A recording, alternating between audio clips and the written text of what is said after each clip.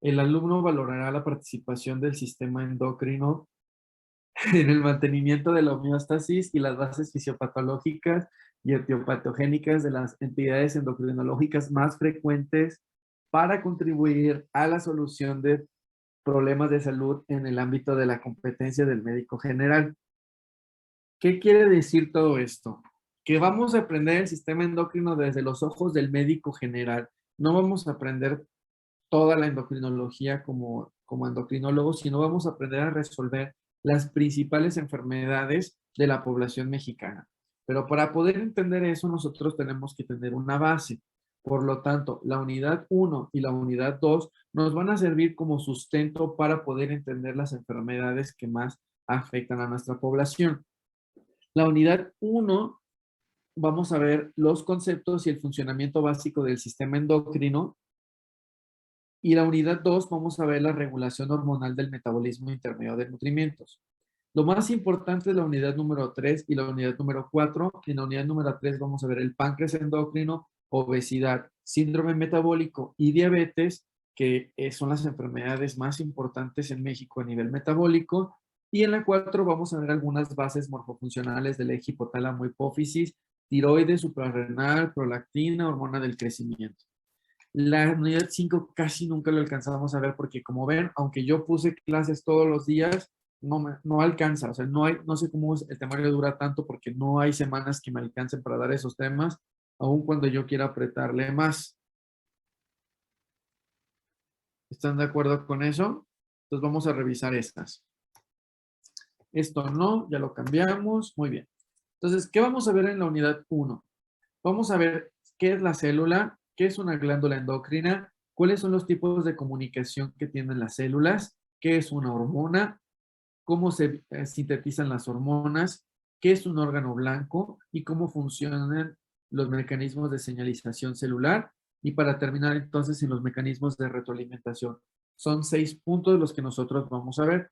De acuerdo al temario, nosotros debimos ya de haber visto, o ustedes en casa debieron de haber revisado célula y glándula endocrina y tipos de comunicación, me parece. Pero entonces no le hagan caso a eso.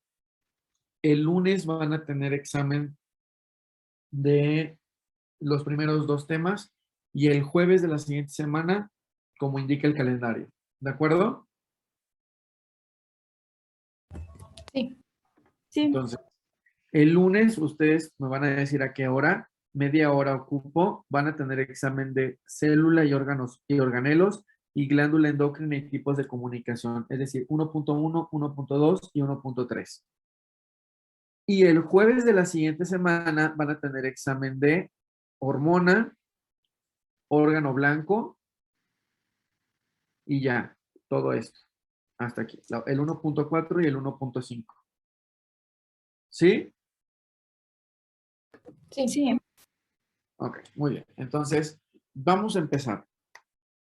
Vamos a empezar en esta hora que me queda a ver un poquito de la célula. Ustedes supongo que ya llevaron la materia de bioquímica y biología celular.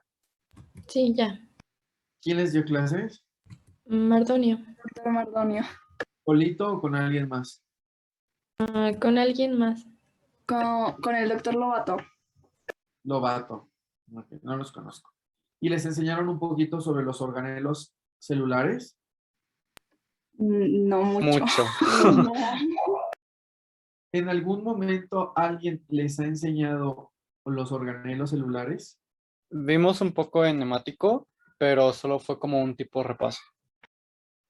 Pero nadie entonces se ha detenido porque siempre dan por hecho, ya vieron celular, ya vieron celular, es que ya lo vieron en otras materias y en realidad nadie les enseña nada. Pues, hacía detenimiento, no. Ok, bueno. Entonces me voy a ocupar unos 15, 20 minutos para dar un repaso muy breve de la célula y sus organelos y el resto del tiempo hablamos ya de cosas muy puntuales. ¿De acuerdo? Entonces, ahorita lo que vamos a ver es qué es lo que necesito que sepan, qué es lo que necesito que se aprendan para el examen, cuáles son las preguntas que normalmente hacen en el examen, cuáles son los puntos clave que necesito que ustedes estudien. ¿De acuerdo? Si ustedes estudian de esa manera, ustedes van a pasar todos los exámenes. Ya después nosotros leeremos y profundizaremos y platicaremos. Pero primero lo primero, del tema, ¿qué es lo importante? ¿Qué me debo de saber? ¿Qué debo de tener bien claro? ¿Y qué es lo que me van a preguntar? Entonces, la célula normalmente la dibujan, como se puede ver aquí, pues como una esfera que tiene una membrana que separa lo externo de lo interno y en el centro tiene un núcleo y en el núcleo hay DNA. Y aquí hasta le ponen el nucleolo, ¿verdad? Pero en realidad no es así. Esta representación es muy vaga. Esta representación, pues como dice aquí, es como se ve en el microscopio, pero pues en realidad las células no están así. Las células tienen muchas formas, son muy dinámicas. Las neuronas, por ejemplo, son muy diferentes a los eritrocitos que son bicóncavos. Entonces, el pensar que una célula es así, creo que es lo menos que tú ves en la naturaleza, ver las células de ese tipo. Todo lo que está, los compuestos que tiene la célula en su interior se le va a llamar protoplasma. Son las sustancias que contienen a la célula. Y estos están compuestos de 6 cosas. 2, que es agua, iones. Iones hablamos de fósforo, de cloro, de potasio, de magnesio. Y tenemos 4 biomoléculas.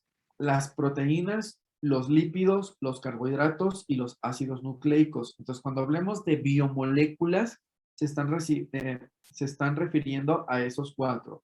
Proteínas, lípidos, carbohidratos y ácidos nucleicos, que incluye RNA y DNA. Pero al final del día son ácidos nucleicos.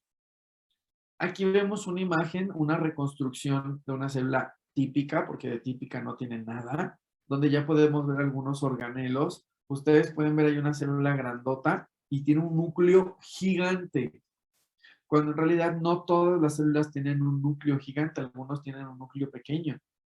¿Qué células conocen que casi todo su contenido es núcleo?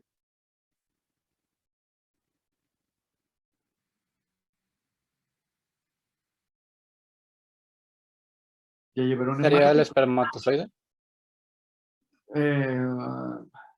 No,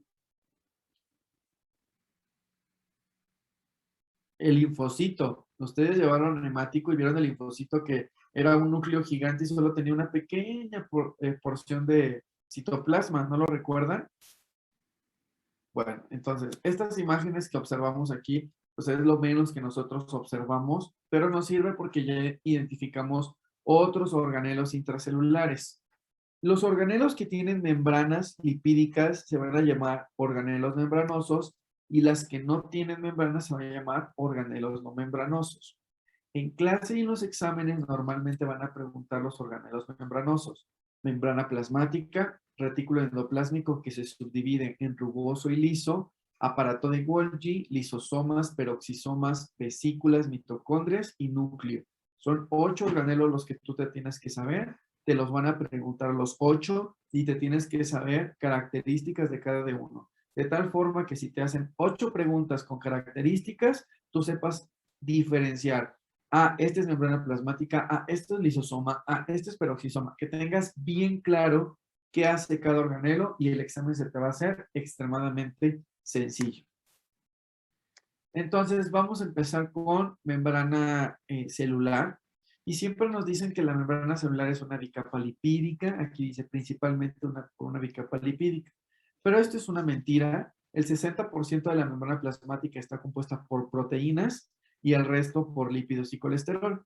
Entonces, la mayoría de ellas está compuesta por proteínas, como podemos ver aquí en estas. También ustedes han escuchado que la membrana plasmática es muy flexible,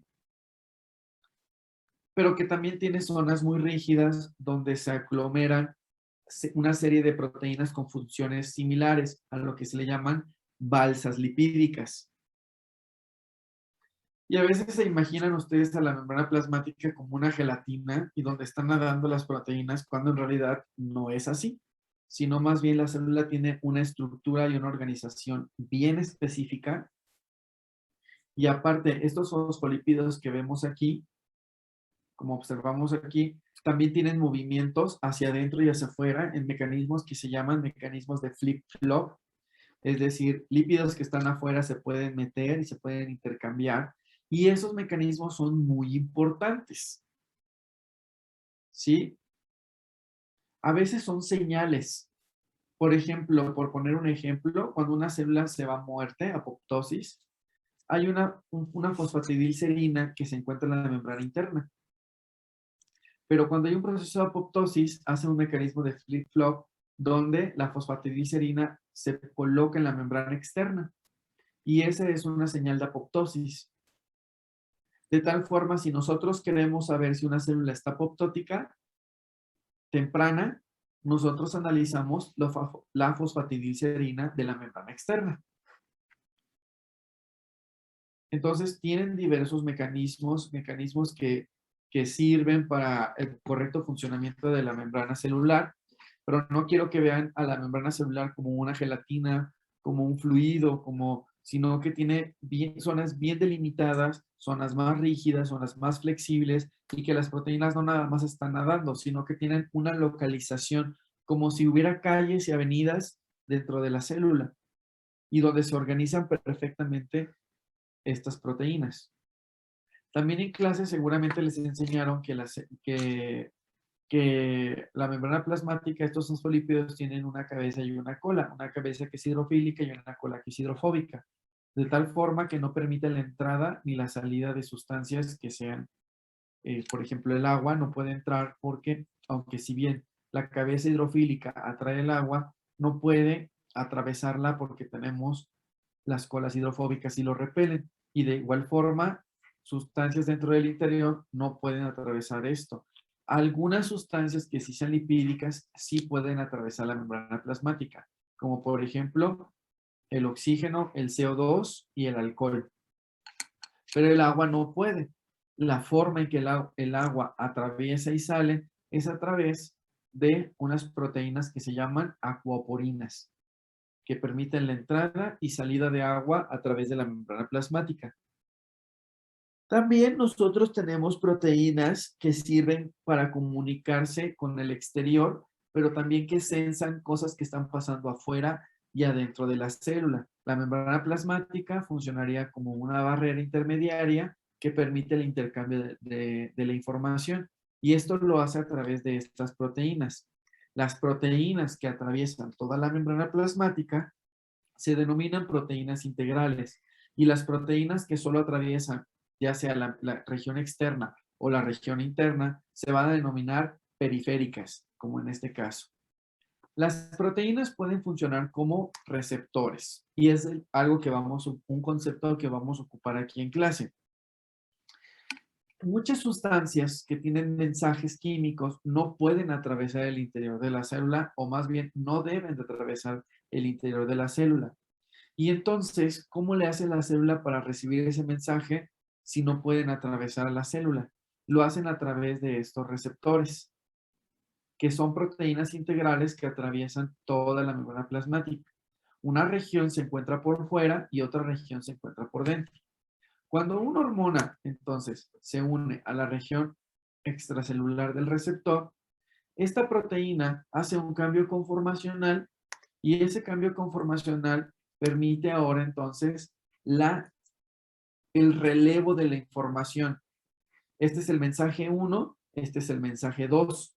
Entonces, yo tomo el mensaje y mi región interna lo pasa hacia dentro de la célula, como una carrera de relevos.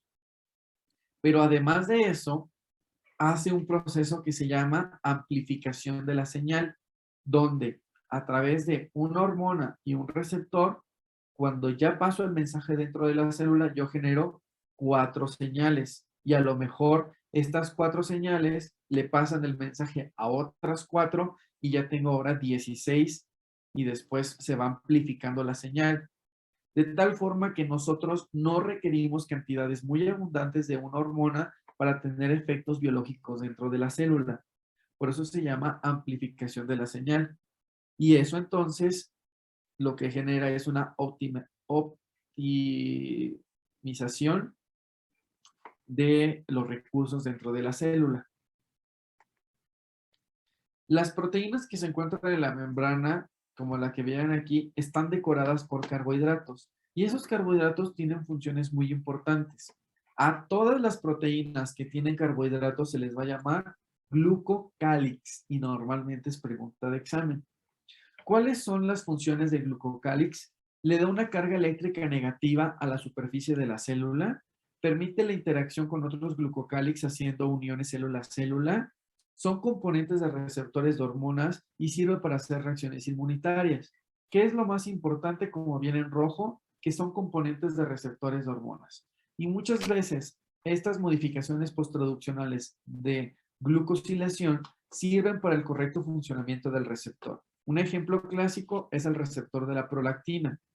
El receptor de la prolactina tiene glucosilaciones que permiten entonces que pueda detectar la prolactina y tener funciones biológicas. Si el receptor no tiene glucosilaciones, no funciona y no detecta la prolactina y por lo tanto no hay una actividad biológica. Y esto entonces le da la importancia a estos carbohidratos sobre los receptores. Hasta aquí, ¿ustedes tienen alguna duda?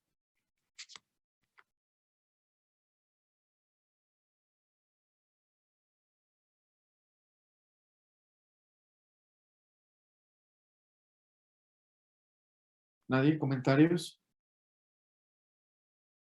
No, doctor.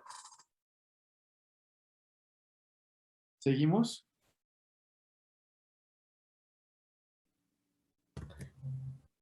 Sí. Sí, ok. Bueno. Otro de los organelos que vamos a estudiar son el retículo endoplásmico, que se divide en dos.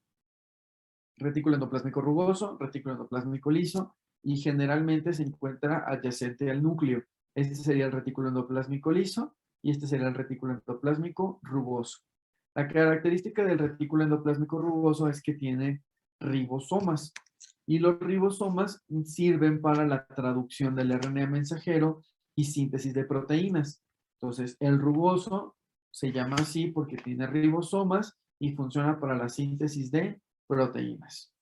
Y el liso no tiene ribosomas y funciona para la síntesis de sustancias lipídicas como hormonas.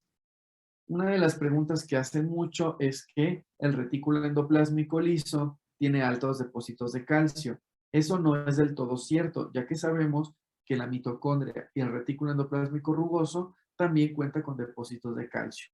Pero para tema de examen, apréndanse que el retículo endoplásmico liso tiene altos depósitos de calcio.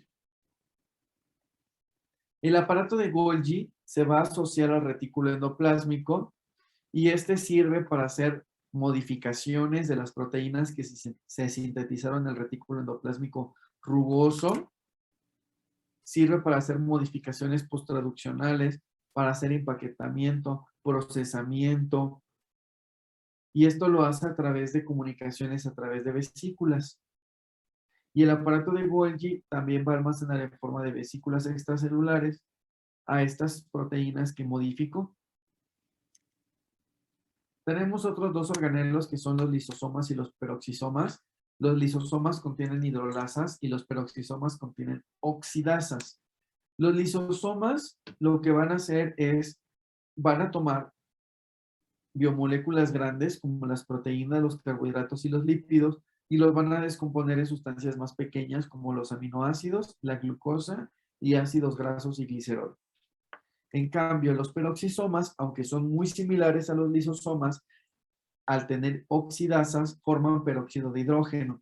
Y esto permite para oxidar sustancias como fármacos y alcohol, y también sirve para el metabolismo de los lípidos. Las vesículas secretoras que salen del aparato de Golgi sirven para almacenar algunas proenzimas o algunas preprohormonas, que son hormonas que acaban de ser sintetizadas pero que todavía no tienen actividad biológica porque a lo mejor requieren que se liberen de la célula y en la sangre o en circulación o otra célula las procese y las active. También es válido para algunas enzimas.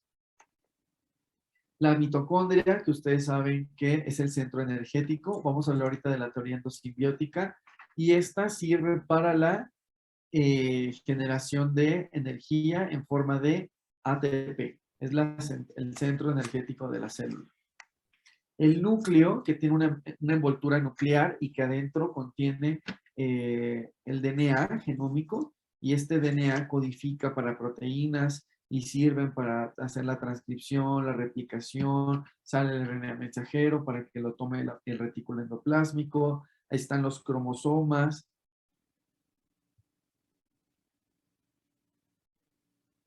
Entonces, ¿qué es lo que necesito que de esta parte ustedes se lo aprendan muy bien y lo tengan muy bien claro? ¿Cuáles son los órganos membranosos? Membrana plasmática, retículo endoplásmico rugoso, retículo endoplásmico liso, el aparato de Golgi, los lisosomas, los peroxisomas, las vesículas secretoras, las mitocondrias y el núcleo. Y vean las características puntuales de cada uno de estos organelos, de tal forma que si te hacen una pregunta donde tú tengas que identificar el organelo, busque las palabras clave y digas, este es Golgi, este es el retículo endoplásmico liso. O sea, que lo tengas muy bien claro porque eso es lo que se te va a preguntar en el examen. ¿De acuerdo? Sí, doctor. Sí. Sí. Sí. Entonces, hasta aquí tienen duda con este pequeño